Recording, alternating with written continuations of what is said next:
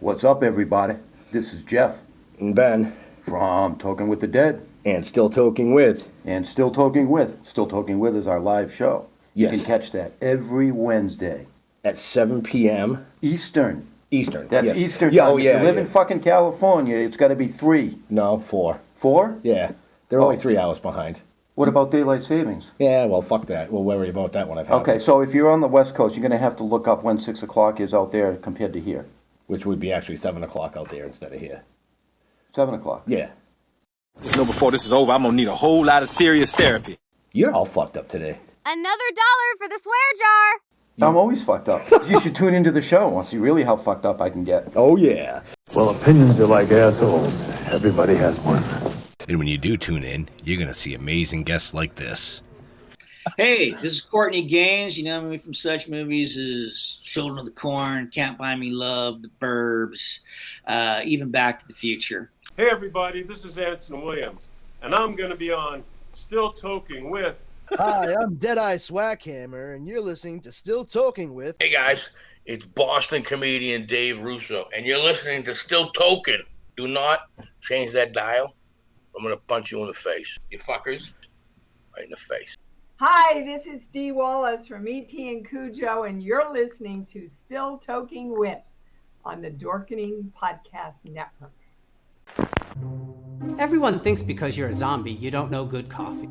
Well, they're wrong. We have very active lifestyles. It's not all wandering the countryside aimlessly or scaring passing motorists. And we all love a good cup of joe.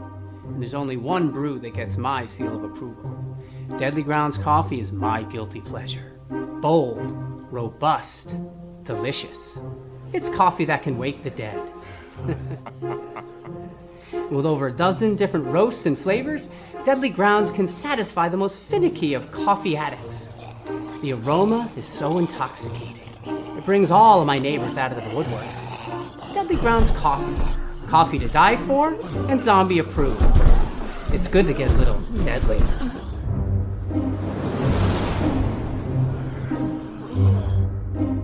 Use the front door! Oh, they're so disgusting. Hey, happy Wednesday, everybody. You're watching Still Token with, powered by the Dorkening Podcast Network. My name's Leo. I'm the monkey behind the keyboard here. We have an awesome show for you scheduled as always. And the gentleman at hand, Benjamin, how's it going, bud? What's happening, everybody? Hope everybody's well out there. I'm super, super psyched about this show, man. This is one of the shows that I've followed the story for a long time and been in contact with certain people and just always trying to get this guy on the show, and we finally got him. I mean, yeah, I'm looking forward to this one. Hell yeah.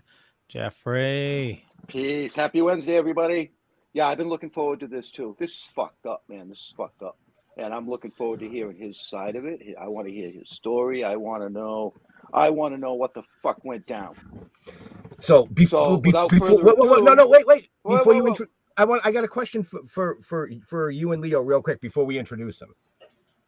And I just got to ask this. And either one you can answer first. What would you do if you were wrongfully accused of murder, and especially the murder of your loved one? I'll answer that first because it would be my duty to make fucking heads roll. Okay. Yeah, it was just a curious question that I've had. You know, I mean, yeah. I don't know how else to answer that. Yeah. Yeah, that's a tough one to answer. It's you know me, I roll with the punches, but it's just like something like that is obviously you're totally distraught beyond repair, but then just somebody attacking you at the same time, kicking you when you're down. It's just right. I don't know if I could handle something like that. You never know what's going to happen. No, you never know how you're going to react. And it was just a curiosity question. I mean, I don't want to postpone bringing our guest on because this is what it's all about. But it was just something I wanted to ask. Well, bring him on. Go ahead. Bring him on. Let's bring him on. Let's bring on Russ Faria. Did I say that right? You said it correctly, sir. Very good. Absolutely. So, welcome. It's been a long time coming to finally get you to sit down. And we know why. But we want to thank you, first of all, for taking time out of your busy schedule to join us and tell us a little bit about your story. Yeah, and before we get into that, just real quick, for everybody watching or listening to us right now, just post in the comments, and if you have questions, obviously there's going to be a bunch of questions tonight, so get them in the comments, and we'll get to them as best as we can. And there we go. I noticed we got a bunch of people watching, so just wanted to lay the groundwork, just there we go. Okay, you done now? I'm done. So, Yes. Russ, the first thing I want to ask you is, I want to go back and just tell us a little bit about who you are, the person you are, and touch upon your life before this, just real quick. Before everything started. Before it started, yeah. What'd you do? Okay. What'd you Well, like? I mean, What'd you do for work? I mean, just real quick. I just want to know a little bit about who you are before this. Right. Well, I basically was middle class IT worker. I worked for a large firm locally and worked from home. Just normal schmuck, just trying to make ends meet and take care of his family and whatnot. And husband, dad, yep. Yeah, try and be all those things. And then we were smacked in the face with cancer, which I'm sure most everybody out there knows of somebody or has somebody close to them that is, suffered from that disease. And it's not a fun one to have. And then it became terminal. And we were dealing with all of those things. Right. And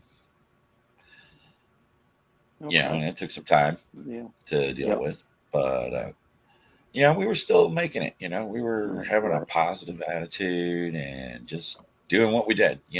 Living a normal life of average American family. With 2 kids and a dog.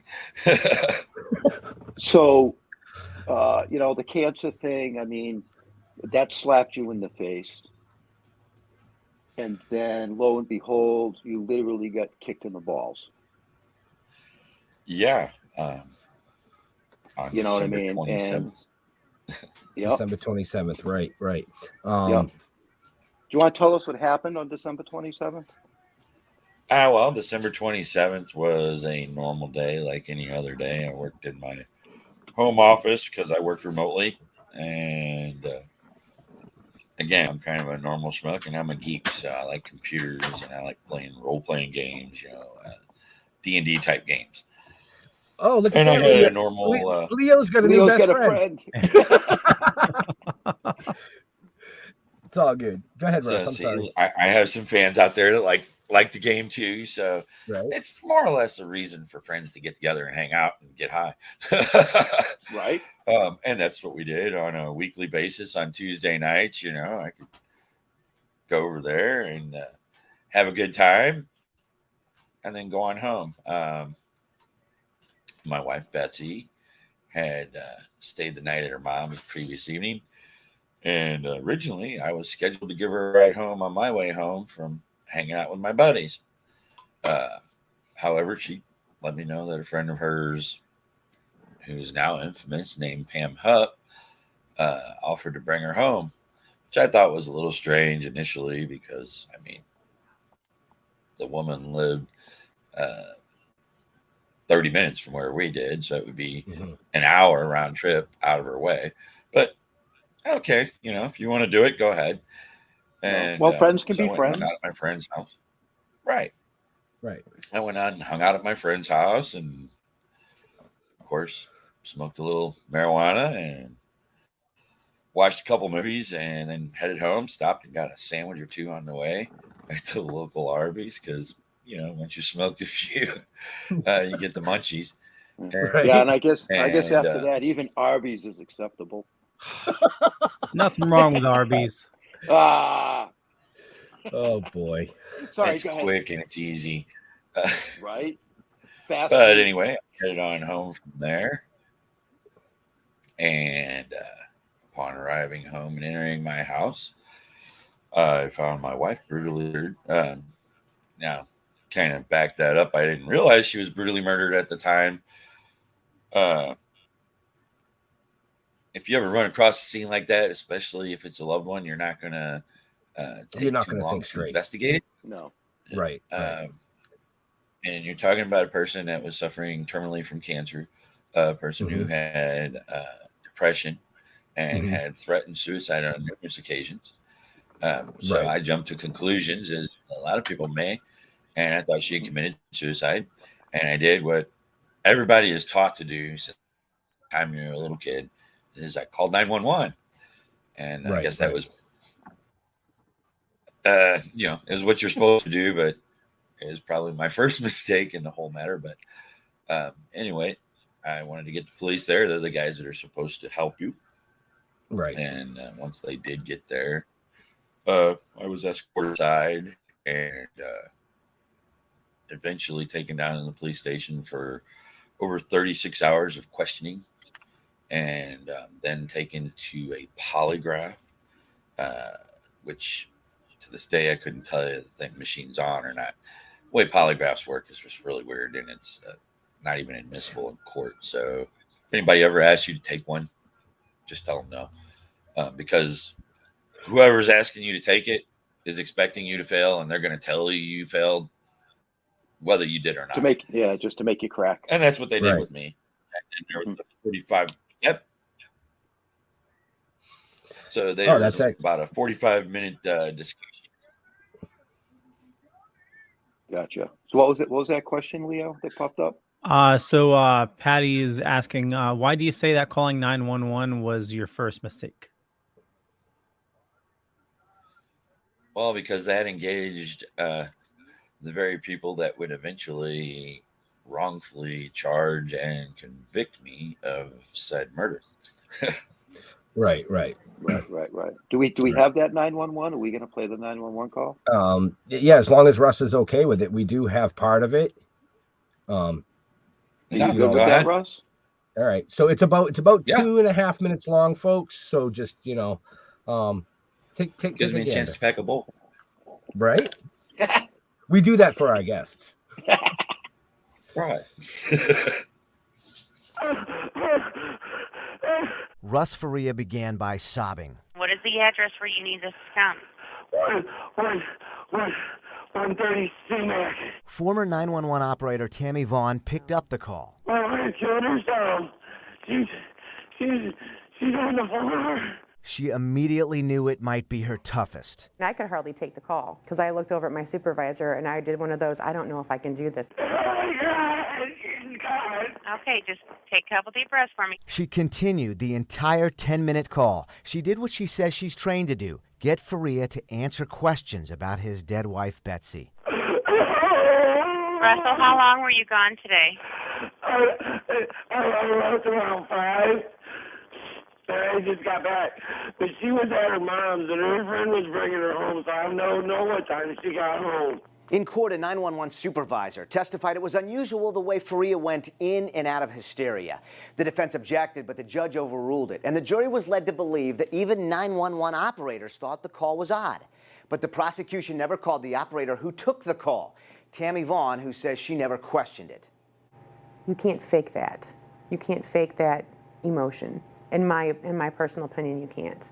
Are there people out there that can do it? I don't know, because all the calls that I've taken have been true hysterical callers. Vaughn says 911 operators are expected to get hysterical callers to answer questions. It's a redirection. It's a technique that communicators use to try to redirect, calm them down, ask them the question, and then whenever they have to focus back on the victim or the patient or the person that's needing the help, then they do what's called a refreak. It happened repeatedly on the Faria call.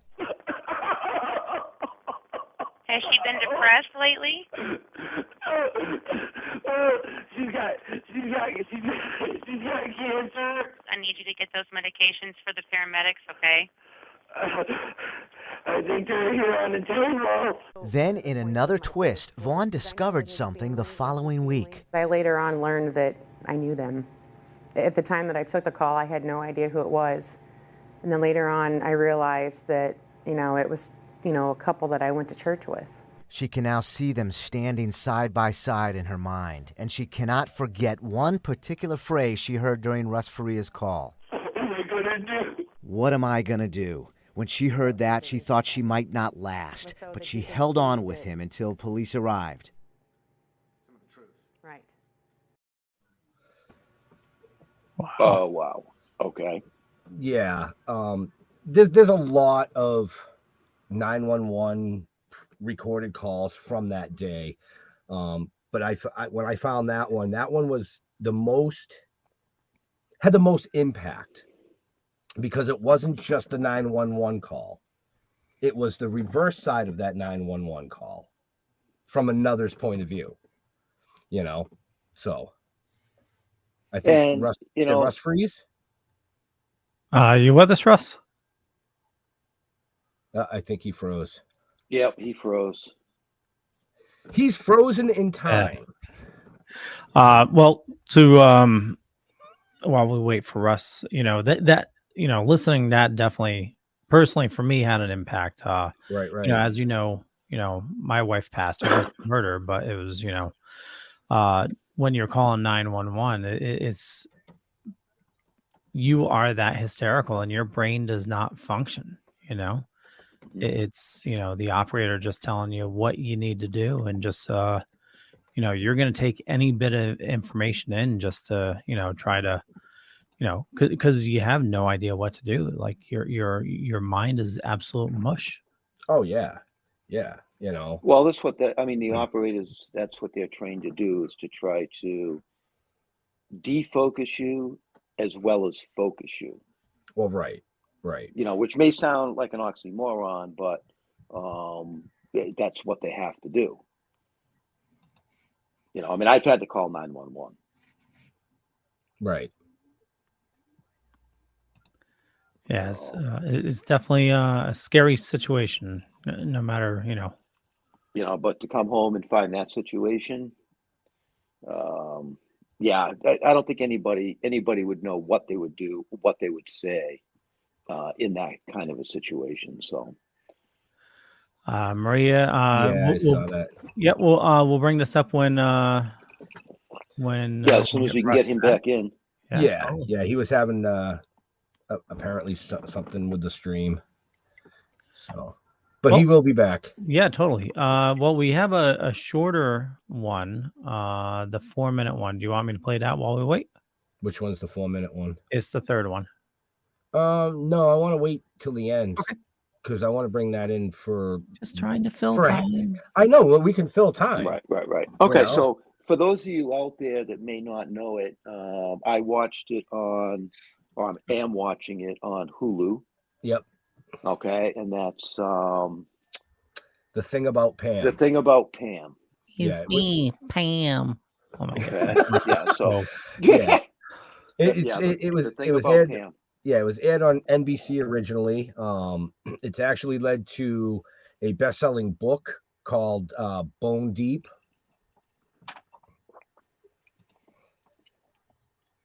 All right, yeah, he lost connection. He's okay. I'm actually talking to him. Okay. I mean, stories like this, and Jeff definitely want to hear about it because I haven't had a chance to watch it yet. It's on my watch list. Yeah. But shows like that, Making a Murderer on Netflix, just the stories just suck you in with the details and like how the hell could somebody do that? So well, what's really bizarre, and I'm going to show my age here, is because I've watched the first 3. I binged the first 3. Right. And to me, it's almost like Agatha Christie, Murder, She Wrote kind of a story. Right. Good synopsis. Very good synopsis. It was almost playing out, I don't want to say like a soap opera. I don't know how accurate it is. That's one of my questions for Russ. Right. And only Russ knows, but he said the book. He said the book tells the true story And I believe those, the notes, show notes up above and Leo, down below. show notes? Yeah. Right. So definitely check show notes up above or down below, depending on where you're watching. I feel or like listening John to us. Travolta every time we do that. Never mind. Well, you're the only one who really does it, so. Hey. Don't you have someplace else to be today? No, I want to talk to this dude. Where is he? Oh, I thought maybe you should have been on vacation or some shit. No. No, I only do that a couple of times a year. Yeah, so he's definitely trying to get his connection back. If you want to play the second one while we wait, I know it's like 6 minutes long. Yeah. But we can cut it after 4 if he comes back in. Yeah, I'll cut it as soon as he gets back. All right, yeah, play that second. The Pam Hupp story. You will not see anywhere else. Fox 2 has captured years of exclusive video. Better back off. And has the only interview. Did you kill Betsy? Hupp was the last person known to see Betsy Faria alive. Is she breathing at all? Faria was found stabbed to death 55 times, a steak knife left in her neck. Police focused on Betsy's husband, but Fox 2 had nagging questions. Why didn't Betsy pick up those calls? It would take criminal investigators years to catch up with Fox 2's reporting. You've done more investigative work than the initial investigators. It took Hupp's murder of a disabled man to finally catch the attention of authorities. They could have saved 2 lives. We'll show you where Hupp is today and what's next in the new murder charge she faces. Tonight, the real truth about Pam Hupp, an exclusive Fox Files investigation. I've spent more than a decade in a relentless pursuit of the truth. The story now a TV show, book, and talk in homes across the country. We were here from the beginning. 11 years ago, inside a Lincoln County home, Betsy Faria was dying of cancer and didn't have much time left. So why did someone stab her over and over again, leaving her to die on the floor? The more we learned, we kept coming back with questions about a woman named Pam Hupp. Russ Faria, the only suspect in his wife's murder a decade ago because of Pam Hupp's accusations. Hupp claimed she was his wife's best friend. Everybody calls her one of Betsy's best friends. And there's probably a dozen people that she would have considered her best friend over Pam. Pam was a friend, and that was it. Imprisoned for more than 3 years, Faria often thought he would spend the rest of his life locked up for a murder he did not commit.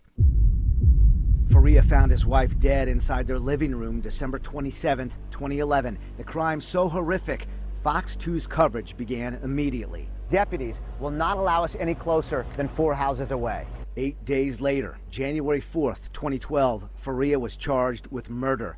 It was clear Pam Hupp was the prosecution's star witness.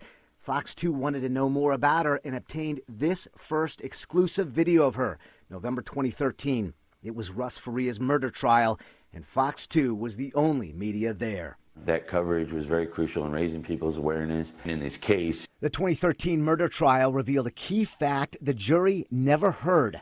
Not only did Pam Hupp insist on driving Betsy Faria home the night Betsy died, Pam Hupp was also the only beneficiary of Betsy Faria's $150,000 life insurance policy. Jurors were never told about the life insurance because that evidence was suppressed by a judge. Russ Faria's attorney Joel Schwartz told us that information was so explosive, it was enough to charge Pam Hupp with Betsy's murder. Appoint me as a special prosecutor and let me prosecute the right person, and I'll guarantee you a conviction. That $150,000 life insurance policy signed into Hupp's name 4 days before Betsy died. Only Fox 2 was in the courtroom when jurors convicted Russ Faria. Schwartz dropped his head in disbelief. Faria made the long, slow walk to a jail cell where he remained for years. It could have been the end of the story, except for nagging questions we had for Pam Hupp. It was January 2014, shortly after Russ Faria's conviction. We got a surprise we still marvel at to this day. Pam Hupp spoke to us at her doorway for nearly 30 minutes. Interested in following up at all? You said you might talk to me that first day of trial. Not right now. Yet she kept talking in a rambling 30-minute conversation on a cold January day. One of our key questions involved 3 phone calls Betsy failed to answer. These were important calls Betsy was expecting from her daughter. Why didn't Betsy pick up those calls? the calls at her house? They had asked me, and I said I don't recall her getting calls while I was there. I was in the area still trying to get out of Troy at 7:20.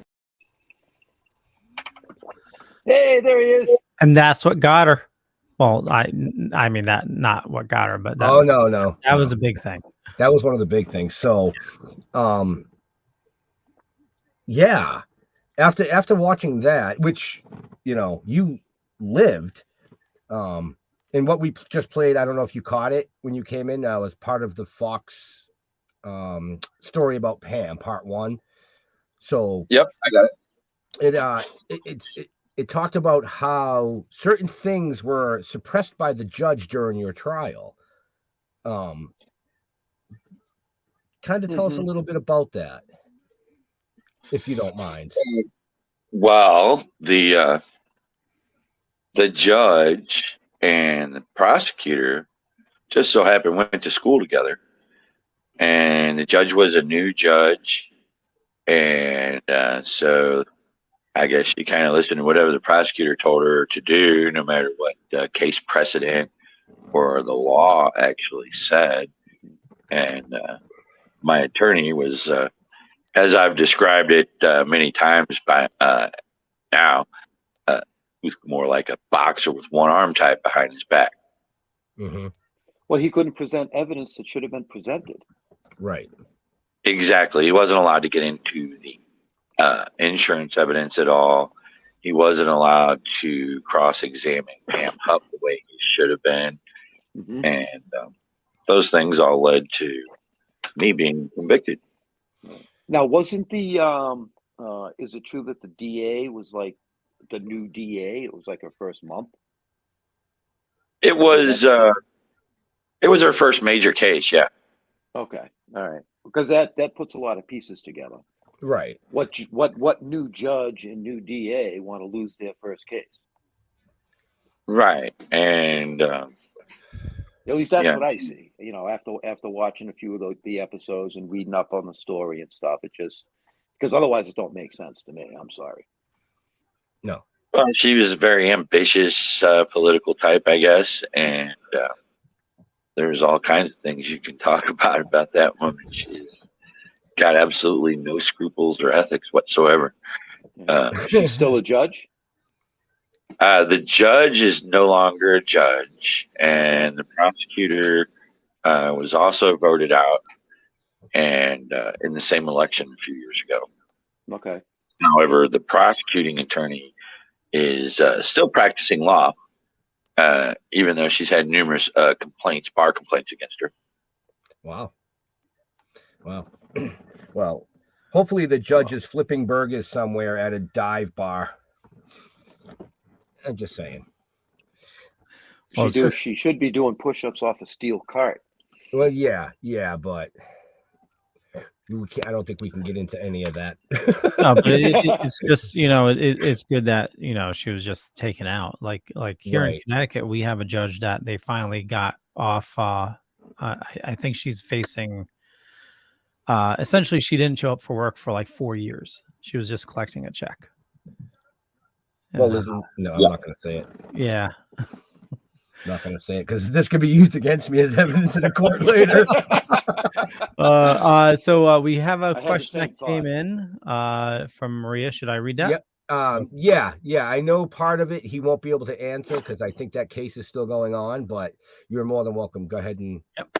Totally. So Maria is saying, have you heard any information about the progress of the case against Pam regarding Betsy? I know it must have been horrible reliving this so many times over the years. I'm hopes of getting justice for Betsy. Do you feel like the powers that can get it done right the second time around? I'm real confident in the current prosecutor and the current investigation that's going on. They're trying to leave no stone unturned. A lot of people in my position may actually think negatively of law enforcement, and I don't. I say that all the time. Right. I was involved in a perfect storm with a bunch of crooked cops all in one place, and a crooked prosecutor and a crooked judge and somebody trying to set me up, and is something that became a perfect storm. But that doesn't mean that all law enforcement is bad per se. And that's kind of the way I was caught up in it. Just a heads up, a bunch more people logged in. So any questions, post them in the comments up above or down below. Sorry, Russ.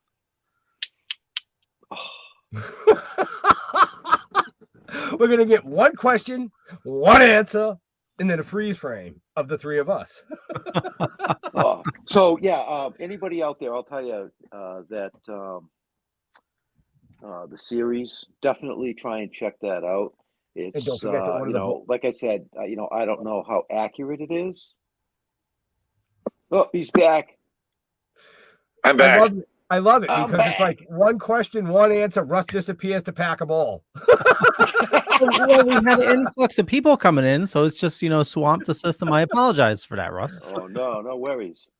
No, I mean, yeah, I mean, there's a ton of people watching, which is good because this is what we wanted. We want this story to be worldwide, man, to let people know that, you know, even after being railroaded and serving time, that you still feel the way you do about first responders and law enforcement.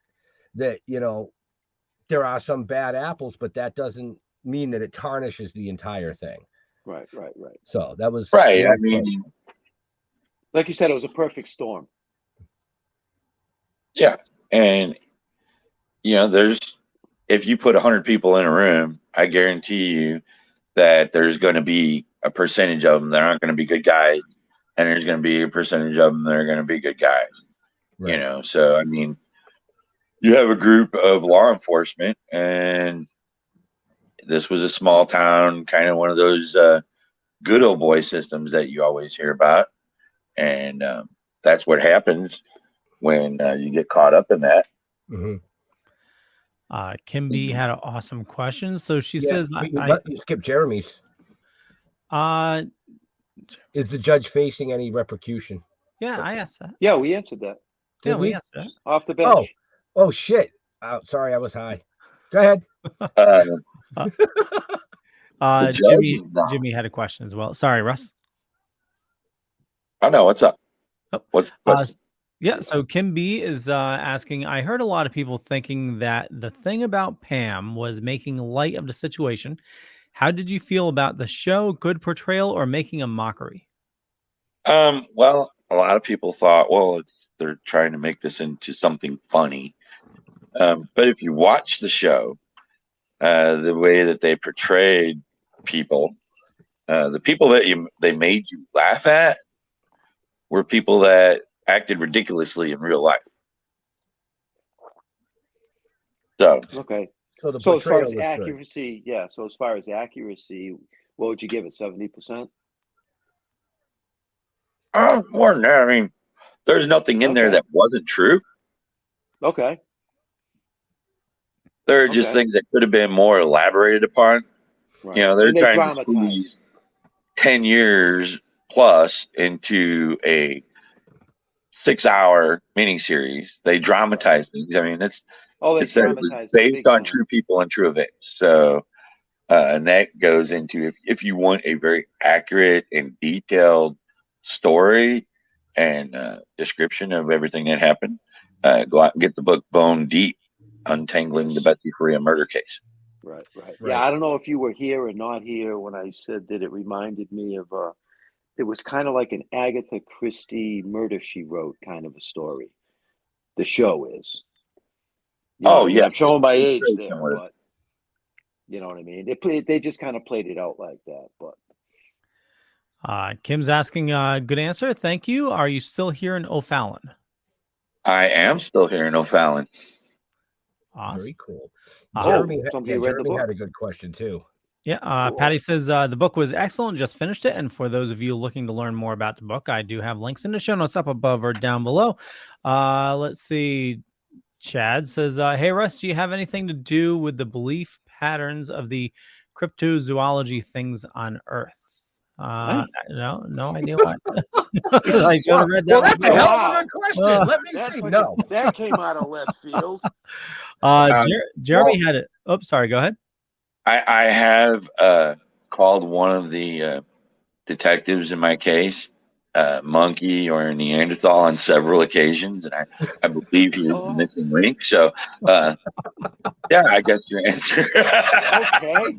You damn That's Sasquatch. awesome. And that Okay. answer is a still talking with first. Right. So you answered this earlier, but I just wanted to tackle this a different light. So Jimmy says, good question. Why the bad move to call 911? You did answer that earlier.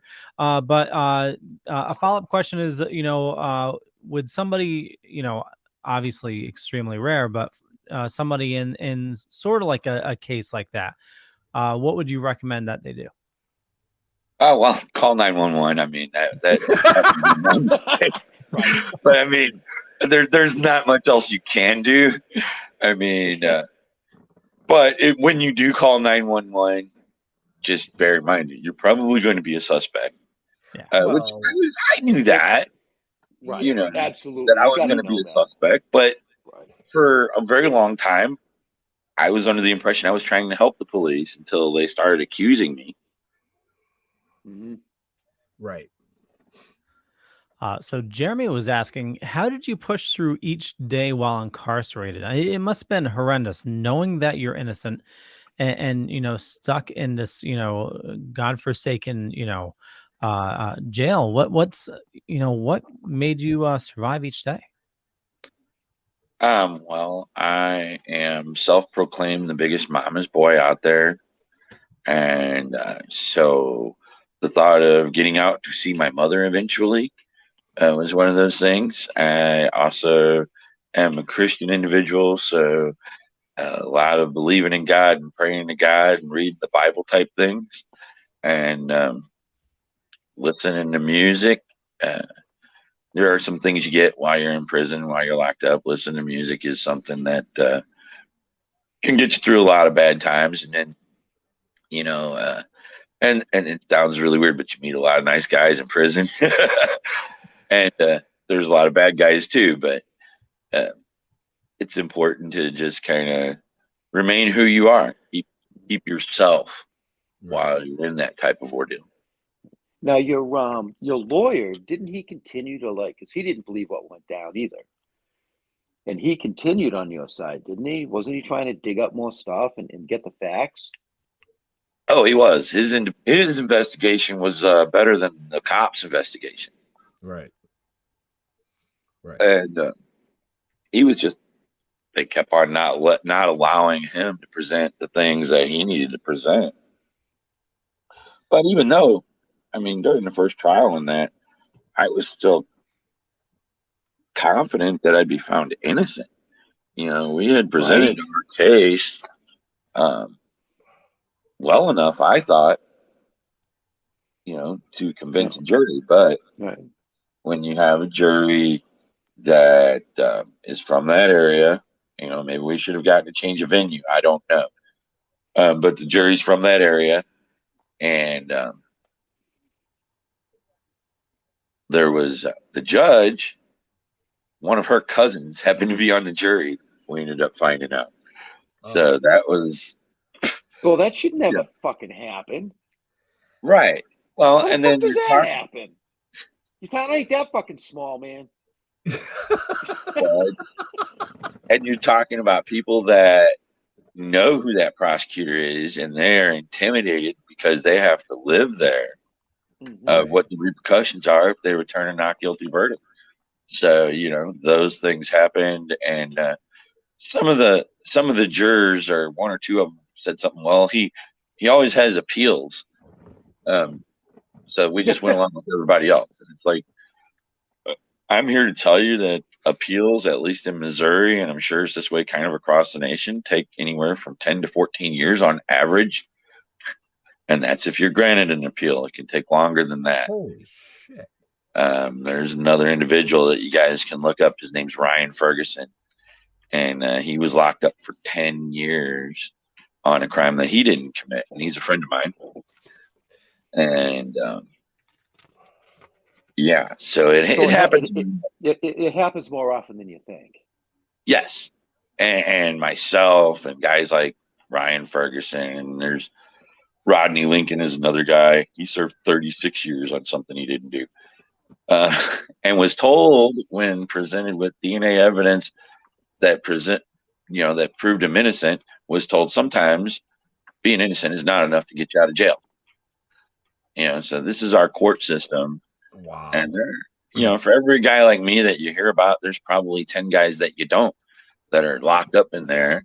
Mm-hmm. Don't belong there. That's why I speak out, for wrongful convictions. Mm-hmm. I try and support organizations. The one I like to support is the Innocence Project. They do really great things with helping innocent people get released. And I also talk about, I don't know, you guys have probably heard the term, but a lot of folks might not have. It's called prosecutorial immunity. And it basically is a law that gives prosecutors carte blanche where they can put you away, put me away, put anybody away for life, or even put them to death in cases that have the death penalty, and suffer no repercussions. And they can do this maliciously, unethically, any way they want, and never ever be punished for it. They get excused from lawsuits, and they don't even suffer any kind of punishment for it at all. Any way to get to win, and look good for their wow, for their career. We had some more comments and questions come in. Maria want to know, has the new series increased your local recognition, and how do you deal with that? It has. It's increased my recognition just about everywhere I go now. But everybody that recognizes me is very pleasant. They always wish me well. I've never had anybody come up and say, "Hey, I believe you did it." I don't know how I would react if they did. But, punch in the throat. Well, I have been to prison, so I might react to that. But no, everybody wishes me well, and I'm usually pretty gracious. And unless you interrupt me during my dinner or something like that, then usually I take a minute or two out and say hi. And if somebody wants an autograph or something, I've been known to do that. And I'm out and about town all the time, and I like to go out. And I still love music. I've always loved music, like I said a little bit ago. And one thing I like to do around here is go to the local bars and listen to some of my favorite local bands and support them. So I get recognized at those places all the time. And, once in a while it gets me a free drink. That's cool. You don't have to answer this question if you don't want to, but how did all this affect your relationship with your daughters? It affected it negatively because that relationship is non-existent. Wow. Okay. It's still non-existent?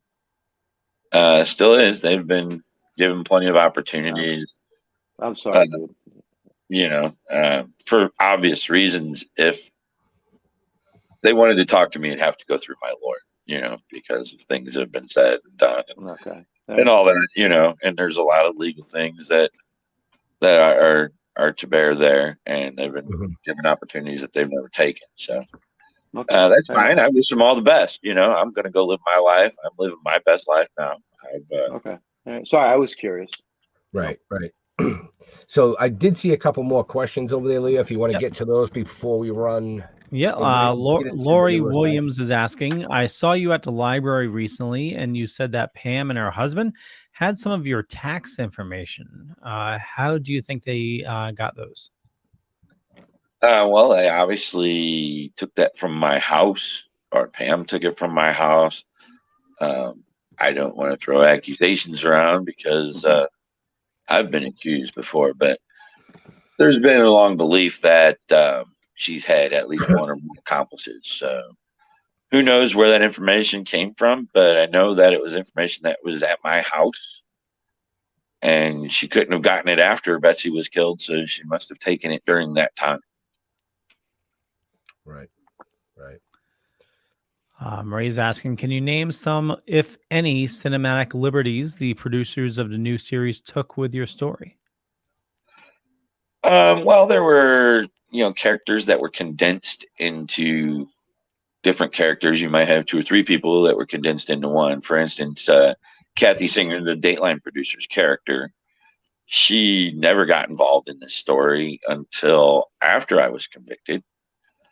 There was a local Fox 2 News guy around here by the name of Chris Hayes and his cameraman Dave Sharp. And they covered this from the very beginning. They were in the courtroom every single day of the trial, and they stuck with it. And I give Chris a lot of credit because he was out there at least once a month doing an update. Now, I wasn't aware of this. I was locked up inside. I didn't have access to his news broadcast because I was in a different part of the state. So I give him a lot of credit for keeping the story alive. And then Dateline came along and they blew it up, not just nationally, but internationally. Right. And it's just become a whirlwind, and it's snowballed into something that and one of the Dateline episodes was even entitled "Stranger Than Fiction." I mean, this is shit you can't write. Right. Wow. Okay. Just to friggin' get this out of the way, what are your thoughts on Bigfoot, cryptozoology, and like Loch Ness Monster? Because questions keep on coming in for some reason. I treat Bigfoot, and I love Bigfoot. The reason why is because I'm wearing a shirt. I got because you're wearing the shirt. Okay. There we go. Hello, Leo. I'm a Sasquatch fan. Nice. Me too. Because I mean, he's the hide and seek world champion of all time. Right? Are you watching Expedition Bigfoot? Oh, I watch that shit all the time, man. I mean, the current season that's on right now, like the new episode from Sunday. I haven't seen that one yet. I usually watch Naked and Afraid on Sunday. Okay. That's Carol and I. We have a show that we are glued to the TV, Naked and Afraid marathon every Sunday. I treat Bigfoot like I do aliens. I haven't seen one, but I believe there's a possibility of one. So, now see, I'm looking for mini Sasquatch. Mini Sasquatch. Mini Sasquatch. They only stand about 1.5 feet tall. Oh, okay. Well, and they bite your knees. Bite your bloody ankles off. Right. So that Bigfoot question actually came in from Mr. Haunted. So we actually had him on the show. I want to say, 4 or 5 months ago. Yeah, it was around Halloween, I think. Yeah, and I know Jimmy. Yeah. I want to see a Puckwudgie.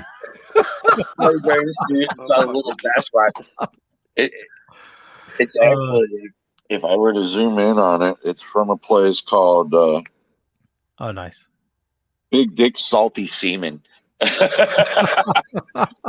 and that place is located in Johns Pass in Tampa, Florida. I was just there 3 weeks ago. Oh, I bet you around were. the corner. My wife didn't even want to go in the store. Salty Dicks. Oh yeah, it was a trip. It's a great place. Awesome. They have a sister store up here about an hour or 2 away from my house, and it's on a lake of the Ozarks, and it's halfway in the inlet, and so it's called Big Dick's Halfway In. Yes. No shit. That's awesome. But just real quick on the Bigfoot thing, do you? I would recommend, if you don't have it yet, Discovery Plus.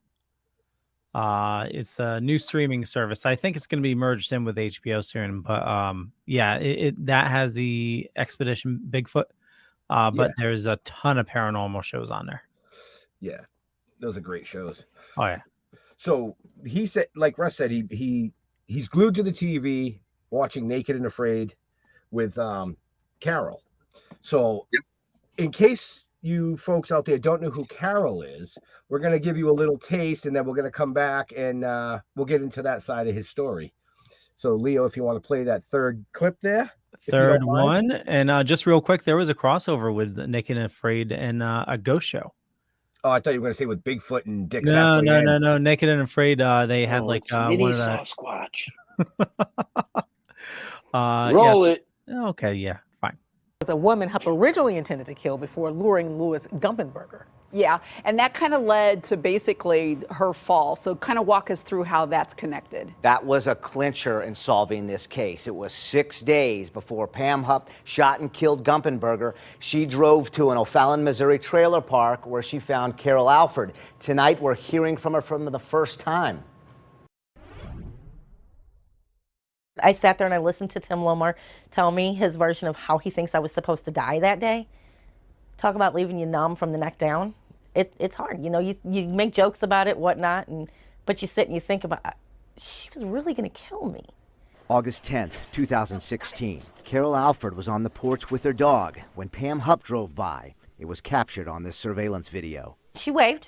I was like, okay, waved, you know, thought maybe she was new in the neighborhood, and she drove down the street, came back, and she just pulled up behind my driveway, and she just sat there and she was just staring at me. Alford remembers bizarre questions, starting with, do you babysit? And ending with an offer to make $1,000 if she'd go with Pam to do a 911 segment for the show Dateline. If I help her, I can't bring my keys, my cigarettes, my cell phone, or my wallet because the producer does not like clutter. Alford took her dog inside and grabbed 2 knives. So I put a folding pocket knife up this sleeve and a kitchen knife in the front because I'm getting ready to get into a stranger's car that I'm pretty sure, like 99% sure, is up to something illegal. Alford did not even have shoes on when she got in Hupp's car. Yeah, I was this close to her, rubbing elbows. I had the one hand in my pocket, like on the handle, because if I had to, I was coming out this way with it. As Hupp talked about where they'd be shooting the news segment, Alford's gut told her the knives were not enough protection. So I'm thinking to myself right about now, best excuse I can come up with to get out of this car. We get to about here, and that's when I told her that, you know, I got to go back and get some shoes, lock my door because of my husband's dog, whatever. Right here is where she turned around at and took me back to my house. She started to get out of her car, and as she leaned forward, she looked up and kind of leaned back in her car. She's like, you have cameras on your house. And I'm like, not only do I have cameras on my house, but I know how to dial 911, and I have a knife in my pocket. Have a good day. 6 days later, Hupp found someone else, Louis Gumpenberger. Prosecutors say Hupp drove him to her home, called 911 while Gumpenberger read a script they believe Hupp gave him, then shot him to death. Police found $900 in his pocket and a note with instructions to stab Hupp to death and get Russ's money. Prosecutors say Hupp planted the note and that Russ is Russ Faria, a man wrongfully convicted in 2013 for the murder of his wife Betsy. He was exonerated. After a second trial revealed evidence Pam Hupp could have been the killer. Hupp was never charged with Betsy Faria's murder in Lincoln County, but St. Charles County prosecutors say she was feeling the heat and that she plotted killing Alford and Gumpenberger to convince people Russ Faria was the bad guy. Knowing what I know now, that me getting in her car that day and trying to see what play out and figure out what she was up to helped put her behind bars for Lewis's murder. I'm glad for that, and I wouldn't do anything any differently. She fears Hupp might have gotten away with killing her because of where Hupp said they were driving. She said, we rented a house over behind the shops in Lake St. Louis. She found out later Hupp was referring to this house. It's Russ Faria's mom's. Prosecutors told Alford what Hupp had in store. That she was going to have me make a false 911 call to the cops and implicate Russ in my death and leave me dead in his parents' front yard where he was apparently living at the time. It was hard to breathe. To think I was supposed to be laying in that yard dead. I've covered Pam Hupp for more than 6 years now, generating dozens of investigations that have led us to where we are today. You can follow all of these stories by looking for this report when you open up the Fox 2 app. For the Fox Files, I'm Chris Hayes. So that's fucked up. I'm going to urge everybody to go to that app and do some research behind it, because that's what I've been doing for the last couple of years. Or the last year in like 4 months. I didn't watch the series. I've actually followed it. And no, she can join you. No, she can join you. This is the good part of the story, folks. Right. This is the good part of the story. That's why we led in with that. So now I'm embarrassed. Red. What? Just a little. So, I mean, can she hear us? I can. Yes. All right. So I want to ask you a question. Just real quick. We just watched what went down and see where you guys are now. Would tell us a little bit about how that happened. I want to hear it from her. Yeah, I want to hear it from her side, Russ, because guys always lie. They always lie. They're like, oh man, it was like we went out drinking and I showed her like 9.5 inches, and that's bullshit. I want to hear it from her. He tells it very well. Actually, his friend Rich that was missing from his game night, the night that his wife was murdered, was my neighbor across the street for 11.5 years. After she killed Lewis, I had a security detail with the police department for a week. When that was over and she was arrested, I was across the street at my neighbor's. And I told him, I said, tell Russ that I'm sorry about his wife. He's like, well, he's pulling up now. Tell him yourself. So this fool climbs out of his Jeep and he says, hey, this is the girl I was telling you about, Russ. And Russ says, hi, I'm Russ. And I'm an asshole. I said, hi, I'm Carol, and I'm a bitch. I love it. True. And about, I don't know, that was late August. So maybe September-ish. And a year later, he pulls up to my house because we were friends. We'd see each other. I hibernate in the winter. Don't ask me to go outside because I ain't doing it unless the temperature's above my age, which happens to be 46. I'm not afraid to say it. He pulls up on his motorcycle outside my house. And what'd you say? Hey, how'd you like to take a ride on my 1,000-pound Milwaukee vibrator? Yes, please.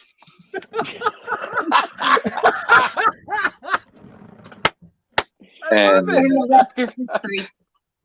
well, then she jumped on the back, and I showed her why they call it a 1,000-pound Milwaukee vibrator.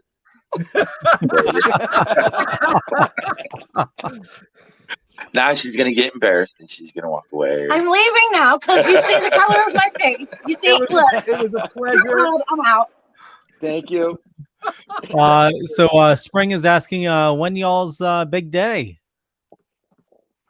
Haven't exactly decided yet. Kind of waiting for all this media attention, everything to die down, because wedding is a special thing, and so I don't want it to be an afterthought or something I'm trying to squeeze in between going to this convention and talking or going and doing this interview or that. I want to have some time set aside to do that and make it special for both of us. We both deserve that. And, Vegas or something like that. Oh, he's gone. He's back. I'm here. So we had a couple of geek questions in. So Kim was asking, Russ, you're playing D&D, right? Do you play Magic? No, I've heard of it. I just have never played it before. Right.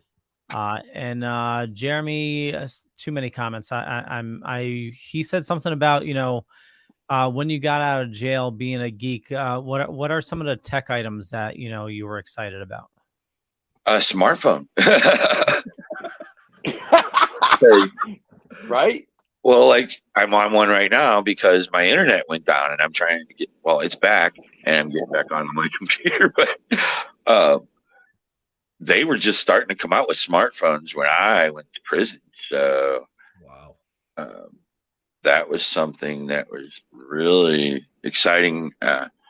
When I got out, it was 2015. And a friend of mine gave me a hand-me-down phone because they had the newer, latest, or greatest phone. And I got an iPhone 4. And even in 2015, an iPhone 4 was old. It was wasn't very fast, but it could do some stuff that I didn't know a phone could do anymore. Right. It was new to you. Yeah. Right. And I can just imagine, somebody that's been locked up for, I was locked up for 3.5 years. And I can only imagine somebody like Ryan Ferguson for 10 years. The guy lost his 20s, literally. Right. And, or Rodney Lincoln, the guy lost 36 years. So I was pretty lucky in that respect, because like I said earlier, the average time for an appeal in the state of Missouri is 10 to 14 years. I was looking at that at least, And if that were the case, I would still be in there right now. But we got what's called a Mooney motion. And that Mooney motion, I was only the third person in the whole history of the state of Missouri to get that. So that was something kind of a big deal. Yeah. What's a Mooney motion? Basically, it states that if there's new evidence that comes in, that if it would have made a difference during the original trial, then I'm trying to enter through my computer. That's okay. There we go. There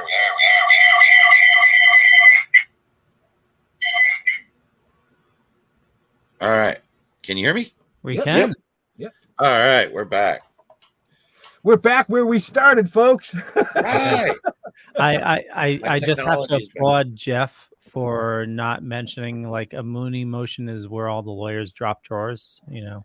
I had a bunch of basically where new evidence comes in that if it would have made a difference during the original trial, that somebody should get a new trial.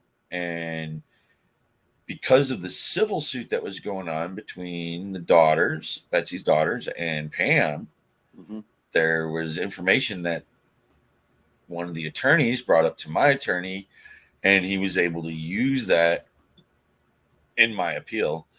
There were several other factors too that really didn't make a difference. It was really that new information that came up, and by that time, my case had gained international attention, and it was quite obvious that it was egregious that I had been convicted. So that said, I believe that the appeals court was kind of looking for a really good reason to kick this back, and they did. They sent a rather scathing statement back to the Lincoln County courts and said, just to kind of sum it up, it said, hey, you better have a hearing to see if this guy gets a new trial. And if he doesn't get a new trial, we're going to be very angry. Right. And so as soon as that happened, the original judge, because now it's been a couple of years gone by, she knows that she's been seen out and about in town with the prosecutor. And so she recused herself and removed herself from the case. And so they assigned another judge, and that judge was out of another small municipality just close to Lincoln County called Pike County. And so we disqualified that judge because we thought it was probably somebody that Leah was associated with, Leah Askey, who's now known as Cheney. The woman married her high school gym teacher. That came out of nowhere. Okay. I had so many things just went through my head. Right. That begs the question: what was going on in high school? Right. She liked the smell of sweat socks. If anybody's seen Porky's, you know what I said. What I mean. She was courting around. They were buddies and out drinking, and so she recused herself, and we disqualified this judge from Pike County, and then they assigned a judge out of St. Louis. And obviously that's a much bigger city than the small town of Troy, Missouri. And this judge was a judge by the name of Stephen Omer. And he's as straight a shooter as they come, as far as that's concerned. He used to be a DA for about a decade before he became a judge. And he's the kind of guy that you hear about whistleblowers, and that if he sees people in his own profession that are behaving unethically, he's the kind of guy that reports that. And so we were like, oh, we got a great judge here. My lawyer from St. Louis, Joel Schwartz, knew the guy's reputation and says, this is the guy we want. And so he became our judge, and we had a hearing, and he was very troubled by everything that came up in just that hearing alone. And said, okay, this guy gets a new trial. And Leah Askey at the time, she was more concerned with the reason that I was getting a new trial wasn't something that was also documented, that she was having an affair with one of the lead detectives on the case during the case. So she was more concerned with that wasn't being the reason than anything else. And the judge said, that's got nothing to do with it. You guys did it wrong the first time, and we're going to do it again. And let's go ahead and schedule that. And so they did. And wow. That's just, yeah. I'm kind of speechless at that. Well, yeah, I mean, I'm running like scenarios through my head of different, I mean, just the bizarre shit through this entire story. Oh, yeah. I mean, it's fucking bizarre. Right. You know what I mean? Because it goes all the way up to the judge, and it's like everybody down below, and you know, what the fuck? Literally. Do your goddamn job. Right. If they had done their job, there are other people that would still be alive, you know? Right. Yeah. I should have gotten thrown out day one from what I can see. Yeah. My attorney, when he first met me at the jail, and my cousin, Mary Anderson, is the one that hired him and sent him there and said, you know, this is our guy. And he came and seen me, and he's, you know, this is all a misunderstanding from everything I've seen, you know, that they have. It's just a misunderstanding. We'll get this thrown out. You'll be out of here in no time. You know, he expected me to be there maybe a couple of weeks at the most. And then, you know, he soon found out that they were not going to pay any attention to reason at all. They never wanted to look at anybody else at all other than me, you know, and there were obvious red flags. You know, when somebody tells a different story every time you ask them the same question, and you can ask them the same question 5 times in the same conversation, and they give you 5 different answers. Mm-hmm. You know, that's a problem. That's not a red flag. That's a fucking kick in the balls. Wake the fuck up. And they ask me the same question 100 times, and I give them the same damn answer 100 times, and yet they go, "You did it." You know, what? Right. Yeah, and for our viewers and listeners, you can find a lot of those tapes through that Fox app. So they do have some of those interviews with Russ. So I urge you to check the show notes, Leo. That would be up above or down below, depending on where you're watching or listening to us. And if you're watching the Hulu show and you want to learn more, definitely check out the book as well, which Russ has definitely informed us that it has it's more accurate information, you would say, right? Well, it's more detailed, more accurate. More detailed. There's no names that have been changed. There's nobody that's condensed into 1 or 2, you know, one character with 3 people that were actually doing that. You know, so you see a lot more. And Charles Bosworth, the principal author on it, is such a fantastic author. He's written several best-selling novels. A couple have been turned into movies, in fact. Right. And he has such a way of bringing you right into the moment of whatever he's reading about. I mean, you will be there emotionally. Everybody that reads the book, strangers and friends alike, tell me that they can't get through the book without saying "what the fuck" every other page. Right. And, well, I've been saying that every 3 or 4 watching minutes. The show, I was like, what the fuck? All here, you know. Right. And if you follow any of the date lines, there's been 6 of them now. That's a record. Yep. Tracy's asking, are they investigating Pam regarding her mother's death? It's the cause of her death has been changed to questionable or unknown instead of an accident. But unfortunately, and I'm sure they would love to, but there's not really any hard evidence. They didn't have any camera footage. It's just all hearsay, and there's just not enough hard evidence that they would be able to convict her with, unfortunately. Wow. Obviously, she did it. That's everybody's opinion, and and to me too. But can I say that beyond a shadow of a doubt? Would a jury say that beyond a reasonable doubt? No. A defense lawyer as good as Joel, or maybe even not as good as Joel, would have a field day with a case like that. Right. So kind of like how yours should have gone. Yeah.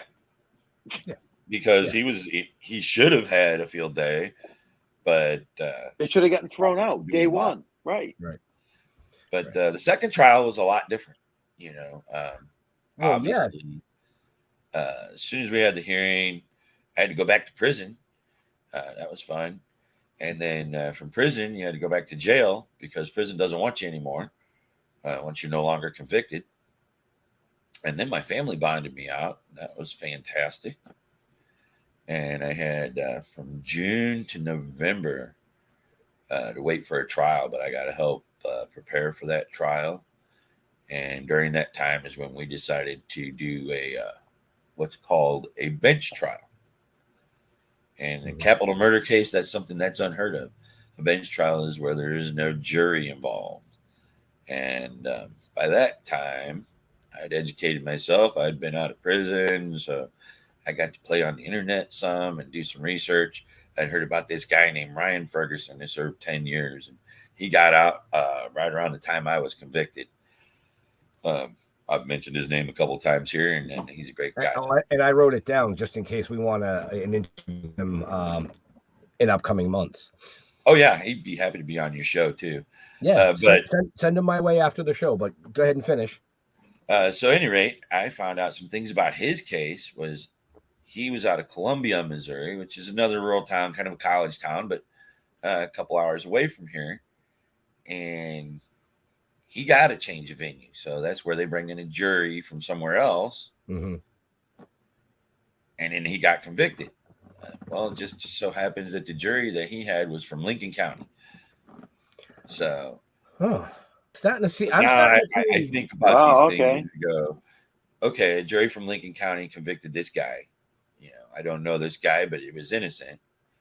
And then a jury from Lincoln County convicted me. Do I really want a jury from Lincoln County on the case again? Right. Do I want to give them a chance to screw it up one more time? No. And when Joel came to my cousin and I and said, I got this idea about a bench trial. We looked at one another and we were like, yeah, let's do that. Because we didn't want to give him another chance. Right. And, wow. That was probably one of the best decisions we could have made. And the prosecutor was playing to a jury that wasn't there. The judge had to admonish her many times throughout the trial. I mean, it was very evident throughout the whole thing that it was going to go my way, that things were going. I was getting what I always wanted, was a fair trial, what we're all entitled to, what we all have a right to. Right. And it was very evident that this was a fair trial. The judge wasn't putting up with any bullshit. And, if you wanted to fuck around, I mean, he'd get after Joel when he took things too far, sometimes. But Joel tried to hammer his point in sometimes. And there was a whole point about the pictures and that the officer perjured himself over. But this was a very fair trial. And then when it came down to the end and the judge was making his statement, he said that the original investigation and trial brought up more questions than it did answers. And but you wait. As the person that's accused and has already been convicted, you wait. You can hear it going your way the whole time, but you got to hear the words "not guilty." Right. And those words come out, then that's when finally you can let your asshole unpucker and breathe a sigh of relief, and now you're truly free, and that's the best feeling in the world. Yeah. I mean, I just can't even imagine. Can't even imagine what you went through in all these years with all this shit. I mean, you're an amazing individual. I will say that. I'd probably be a raving lunatic. Oh yeah, I probably would have got out. I probably would have got out and went back to jail for actually killing the killer.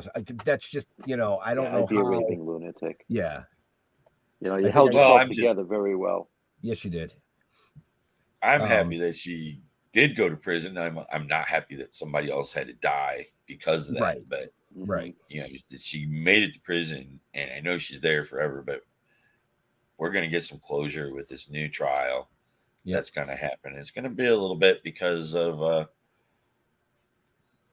it's just a strange coincidence. But recently, her public defender had a heart attack and died, so they had to assign somebody new to the case, and so it might be another, I'd say, 2 years before we see a trial on that. Right. But moreover, the new prosecutor, Mike Wood, he's investigating the dirty cops, and he's trying to investigate the prosecutor as well. But again, we have a little thing called prosecutorial immunity. So I don't think she'll ever be punished, but there's a very good chance that there's a couple dirty police that may be facing some prison time in the future. And I get to testify against them, but instead of lying like they all did, I get to tell the truth. Right. I have the same story I've had for the last going on 11 years now. Right.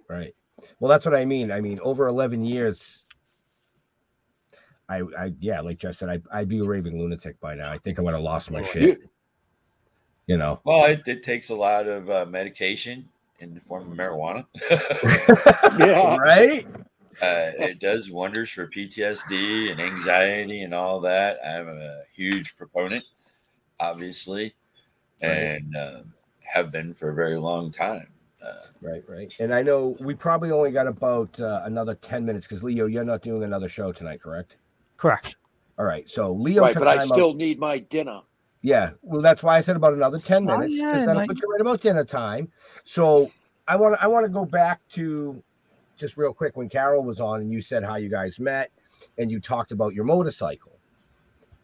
Tell us a little bit about what you're doing now, because from what I understand, you're working on bikes or working with bikes. I do. Is that a newfound love, or is that just an old passion that just it's still there? I've always been kind of a motorhead. I grew up in the 70s and 80s, so I'm 52 years old now. So I grew up in that era when you had some pretty cool hot rods and shit, and I had uncles and friends and cousins that come from a large Italian family. Italian on my mom's side and Portuguese on my father's, but we were always around hot rods, and I always thought motorcycles were cool, and I ride dirt bikes and shit around, and I've already had a passion for it. And before I got locked up, I bought my first Harley Davidson and fell in love, met some of those folks. In fact, made some really good friends that are my friends today. One of them happens to now today, shortly after I got out of prison, opened a motorcycle shop. It was something that he always done on the side in his garage, for years, and had a dream of opening his own shop. And he came up with an idea for basically a Jiffy Lube for motorcycles. You roll in there and you get your oil changed or your tires changed and roll on back out. Called it All Lubed Up Cycles, and opened the doors about 6 or 7 years ago. And that was around the time I was getting out. And, we were getting reacquainted. I've been away for a little while. And I said, hey, man, you need some help around here. I can help you out. And he had some people come and go, but one night we were at the bar, listening to some music and that, and I knew he just had somebody leave on him. I says, I don't know everything there is about motorcycles. I know how to turn a wrench, and I learned shit really quick. And I know about computers and shit, so I can help with that type of stuff, the office work. And, I'm dependable. I show up. Right. That was the problem he was having, and that's the problem that people have everywhere nowadays. Is somebody that wants to show up to work. And I'll show up every day, and then, so he says, okay. I said, pay me whatever you think is fair. I don't give a shit, but I was in a position that way. I'd want a lawsuit. So, I was in a position that, I could help his struggling business start off. Right. And it pays off in the end. and we've become even better friends. We're the best of friends today. Gentleman by the name of John Morgan, and he owns all Lubed Up Cycles right here in St. Charles, Missouri. And I'm the guy that runs the books and does a lot of the sales, but I go out there and turn the wrenches too once in a while when that's needed. So, right. I think I need one of those. I think I need one of those shirts. Does he have any shirts? Oh yeah, shirts. Oh yeah. I take a size large. You can put it with my book. I would wear that all day. I can get you a shirt. All lubed up. Oh yeah. Yeah, I'll just put that on every night my wife works and just sit there when she comes in. There you go. Well, that's funny. There's a funny story when he first opened, and we still get calls from other people that had that, for other people that had that number. It used to be a doctor's office. Some older lady called, and the boss man answers the phone and says, "All lubed up, ready to go."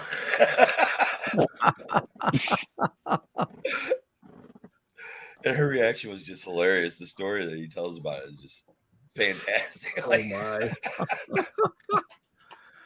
The next you're gonna say it was a proctologist. Might have been. I don't know. Holy shit! I got a geek question for you. When you worked IT, what type of work did you do? I did mainly tech support, but my formal education was in network engineering and security. Nice. I was waiting for that question. I've been waiting for that question since the beginning of the show when he said that he was into IT. I saw Leo's eyes just go. Whoop. Yes, he's wow, that got me a good guess. And I bet he even likes Doctor Who. Actually, I do like Doctor Who. I haven't seen a ton of it though. Oh, you gotta watch all the new Doctor Who. Yeah, because I watched first couple. First thing I liked about you was your last name, because your last name is the last name of one of Doctor Who's companions. Yeah, I'm like, Pond. I like the name. And this is where our show goes from all the story to the geek side, folks. And we're down. It's always good to geek out every now and then. Yeah, no, I mean, we say it all the time. Everybody's got a geek in them. And it doesn't matter what it is. It just so happens. Dude, the guy's wearing a Sasquatch shirt. He plays D&D. So, I was going to say, man, maybe sometime if we're out in Missouri, we'll have to hook up for the back of the shirt has a picture of Sasquatch, and it says, "You know what they say about guys with big feet." Turn around. Let me see that. I want to see that.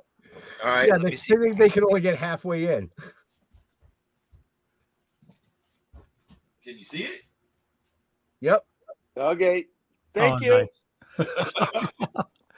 So I got a little fun networking story for you. So I used to work for an ISP, and I used to manage DNS and mail servers, and but we did a lot of networking, and so we had somebody that was trying to quote a project for us to run internet to an island that was I think it was about 2 miles off coast. And back then, this was probably around 2008, playing with line of sight antennas. Oh, wow. Those were really cool. So the first test project was I had an apartment across the river, which was about a mile away. So my boss gave me this big antenna to put out the window, and I just aimed it towards the office, got free internet for a while. Can you hear ET with that, Leo? I worked for Enterprise Rent-A-Car, and their headquarters right here in St. Louis, and their National Reservations building is just a few miles away from where their headquarters is, and that's what they use is line of sight antennas. And oh, nice. When you drive through that area, your cell phone drops. Your Sirius XM drops because they're killing everything with their signal, but it's just for a second and then your shit comes back on. Yeah. Oh my. Very cool. It's fun stuff. Hey, I'm not downing it. When the apocalypse happens, we know that CBs are the only thing that are going to work. So. Oh yeah. Right. I've really. I've been practicing smoke signals. Oh yeah, well those will work too. I've moved over might to the attract wrong people. Who knows? Nice. Well, Rich Davis said you guys are hanging out amazing guests. We try. You know, that's the beauty of the show because you never know who we're going to have on week to week. You never know. And what the story's going to be. Yeah. You know, just like I said at the beginning of the show, I was super psyched for this one. I've been following the story for quite some time, in contact with Russ behind the scenes.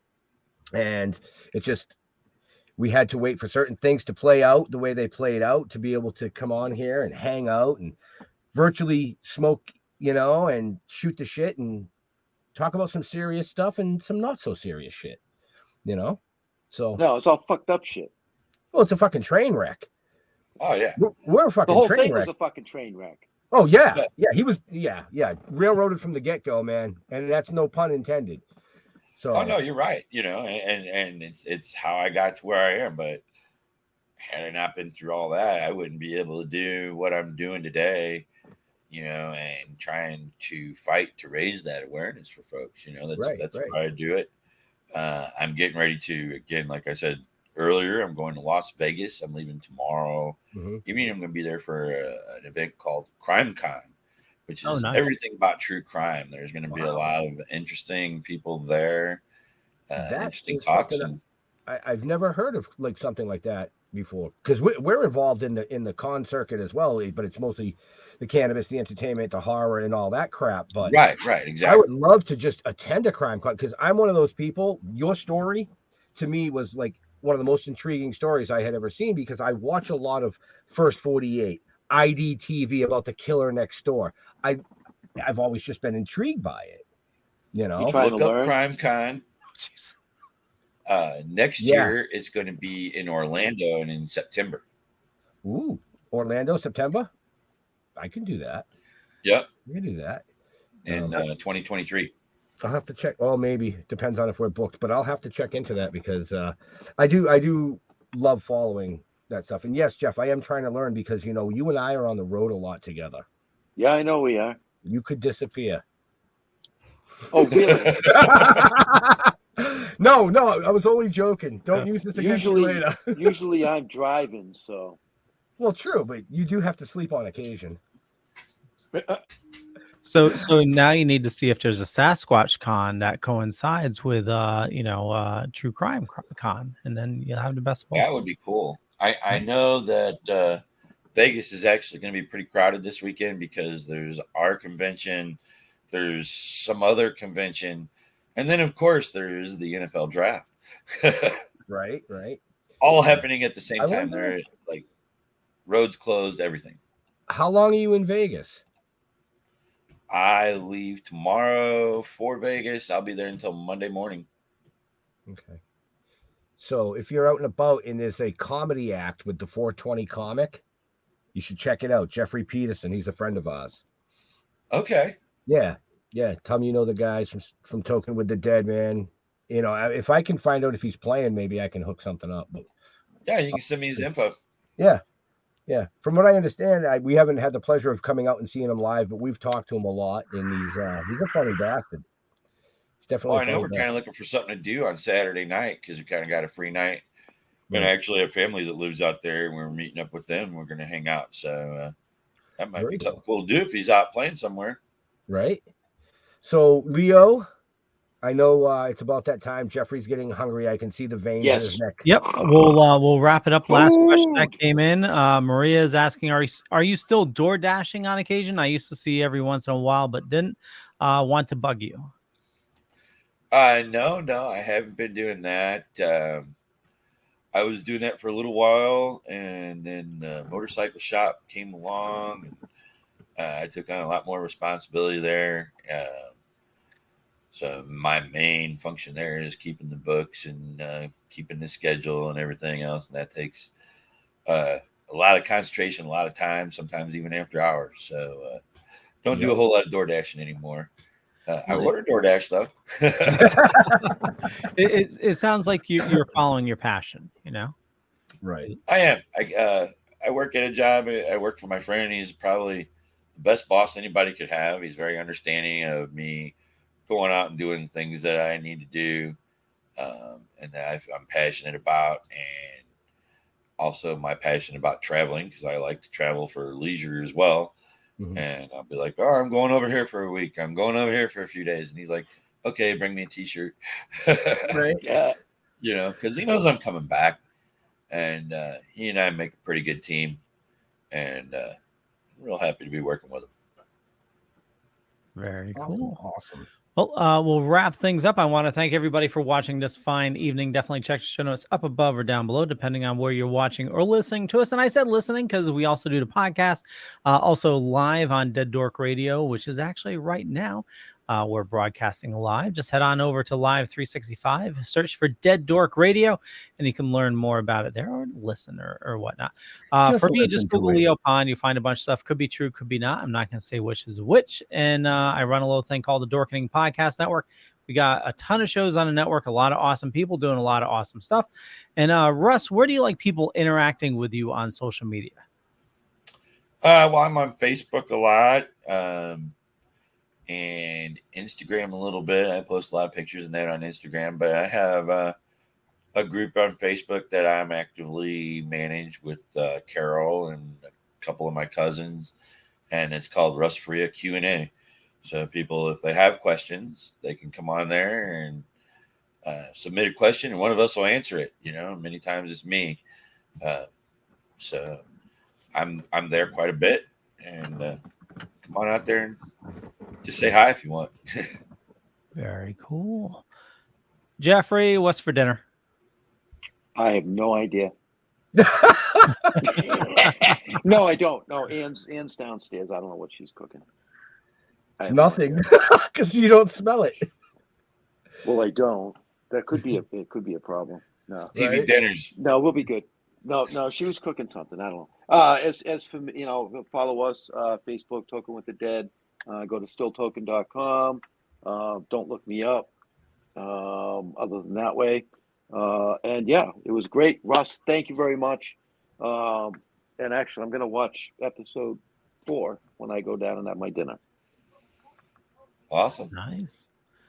Very cool. Benjamin. So make sure you check the show notes up above or down below. You can find out more about Russ, his pages, where to follow him. You can order the book. I'm going to urge you to order the book because you're going to get the details, the real details, versus watching a free TV show. I'm just saying. Hey, what? That wasn't towards you. That was towards the general populace. That watch it, to go buy the book. It's that simple. And then I'll be reading the book. Head out to CrimeCon or any place that Russ may be appearing. Get his autograph. Shoot the shit with him. I mean, you saw him tonight. He's an amazing gentleman. We want to thank him for taking time coming out and hanging with us. To all our veterans and first responders, we want to thank you for doing what you do every day so people like us can do what we do. We're out of here. We'll see you next week. Stay safe. Bye.